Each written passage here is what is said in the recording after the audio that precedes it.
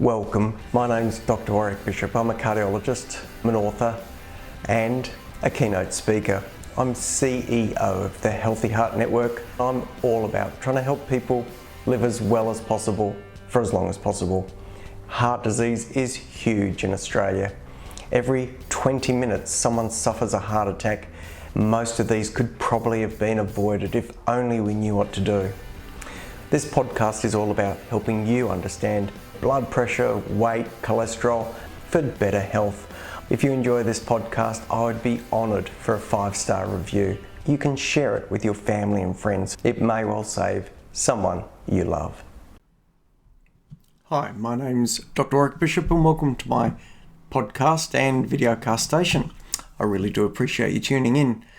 Today, one of the things I'd like to cover is looking at grip strength as a vital sign. Well, your dad may have always told you to shake with a firm handshake, and certainly business leaders and some power play people in the business field would shake your hand so hard your whole body shakes with it. Well, it turns out that strength within your hand or in your grip can actually reveal much more about an individual over and above their business determination. So it does turn out, when looking at grip strength as a predictor of possible illness, that reduced grip strength is associated with a number of fairly common conditions like type 2 diabetes, heart disease, cancer, dementia and Alzheimer's disease, depression, osteoporosis, and of course any major debilitating process. Well, it is worth remembering this and bearing in mind that keeping that grip strong is not just a reflection of how strong your hand and forearms are, but really a reflection of body strength and therefore to a degree your strength and fitness. Interestingly, the Swedish Army have been collecting data on their conscription recruits for decades and have hundreds of thousands of participants where they've collected a whole lot of different vital signs, one of those being grip strength.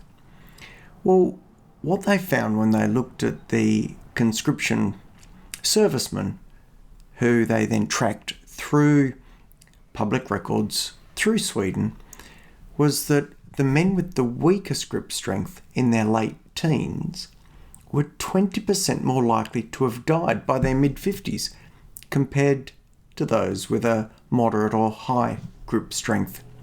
Remarkably, even suicide rates appeared to be as high as 25% higher in the group with the weakest grip strength compared to the rest.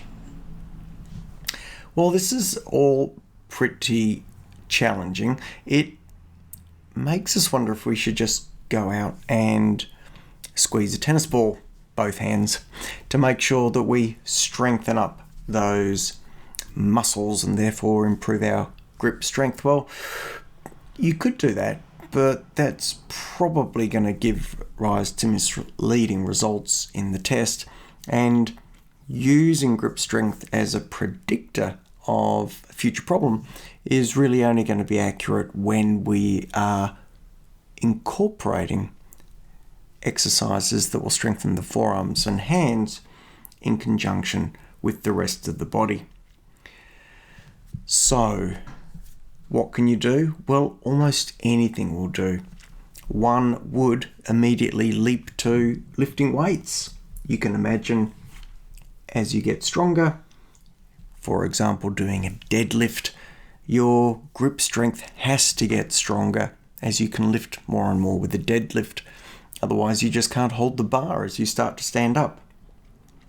I'm not suggesting that you need to be doing weights, but any form of exercise will offer some positive upside in the space of grip strength. Even Tai Chi believe it or not. So the word to the wise is, if you can get your grip strength checked, do so. If you can then get that calibrated and compared to your age-matched equivalent, that gives you some sense of position where you might be and whether you're at increased risk or not compared to the rest of the population you're in. If you do have a weak grip strength, it's probably reflective of overall health status, and if that's the case, then it's a really good reminder, a really good flag to start to look after yourself a little bit more. You may certainly throw in some weights, but you'd certainly throw in plenty of exercise. So that's grip strength. Well, I thought I'd wrap up this particular podcast with a member feedback on a previous podcast. I had talked about some warnings around heavy metals in chocolate and how the food authorities, medical authorities, particularly in the US, had put a number of large chocolate manufacturers under warning because of heavy metal contamination. Well, one of the listeners was good enough to get back to me and offered a couple of articles. One published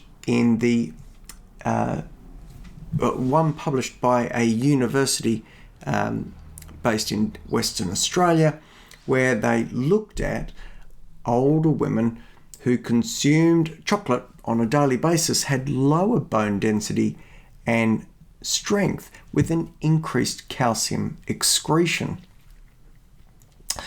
Also, another study that found that blood lead and cadmium levels are negatively associated with bone mineral density in young females, but not males. So, a real concern with possible heavy metal in chocolate. Well, this same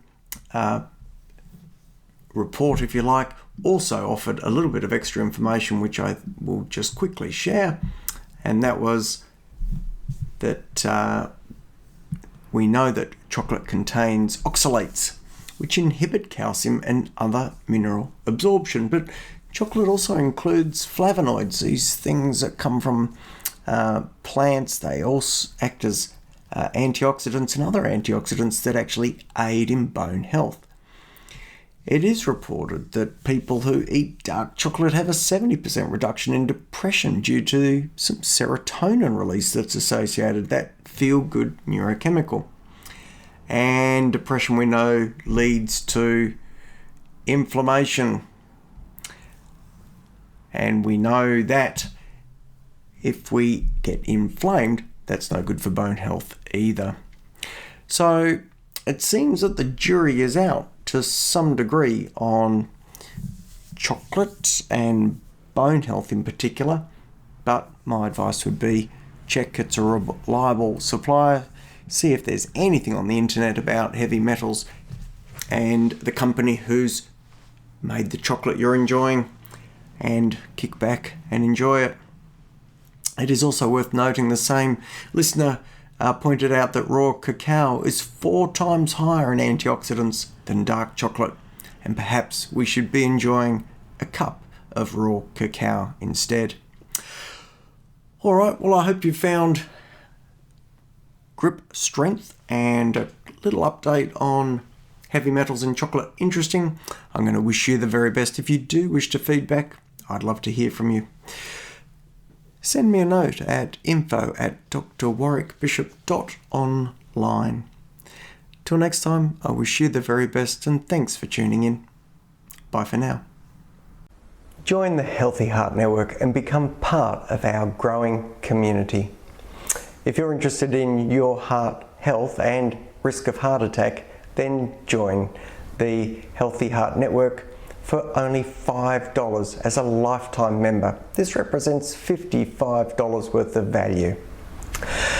We offer and help people understand their present state of heart health, what their current level of risk is, and the positive steps they can take to improve their risk of heart attack in the future.